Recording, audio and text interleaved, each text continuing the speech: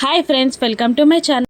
పవన్ వాళ్ళ అమ్మ సుజాత, నువ్వు కేసు వాపస్ తీసుకుంటేనే ఈ పెళ్ళి జరుగుతుందమ్మా, లేకపోతే ఈ పెళ్ళి జరగదు అని జగదాత్రికి తేల్చి చెప్పేస్తుంది. అప్పుడు కౌశికి సుజాతని ఒప్పించడానికి మాట్లాడబోతుండగా, నేను ఇంకే మాటలు వినను, ఖచ్చితంగా జగదాత్రి కేసు వాపస్ తీసుకుంటేనే ఈ పెళ్లి జరుగుతుంది, లేదంటే జరగదు అని అంటూ ఉంటుంది సుజాత. ఇక దాంతో జగదాత్రి దారి లేక,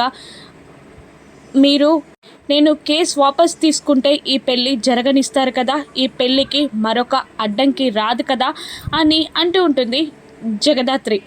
జరుగుతుందమ్మా, ఖచ్చితంగా పెళ్లి జరుగుతుంది అని సుజాత అనడంతో, అలాగే నేను కేసు వాపస్ తీసుకుంటాను అని ఒప్పుకుంటుంది. దాంతో అందరూ షాక్ అవుతారు.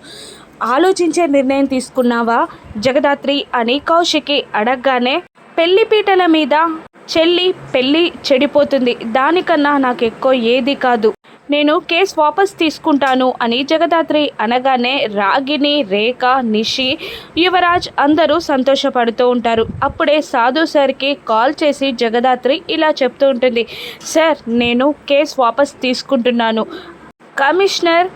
మినిస్టర్ మీనన్ పైన పెట్టిన కేసుని నేను వాపస్ తీసుకుంటున్నాను అని చెప్పగానే సాధు సార్ సరే నీ ఇష్టం అని అంటూ కాల్ కట్ చేస్తాడు.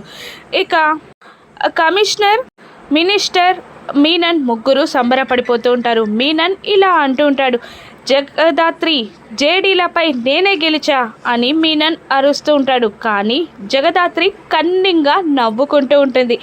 దానికి కేదార్ తోడవుతాడు.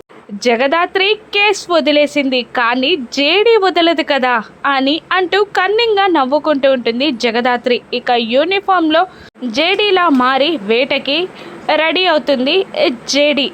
నెక్స్ట్ ఏం జరగనుందో రానున్న ఎపిసోడ్స్లో చూద్దాం. Thank you for watching.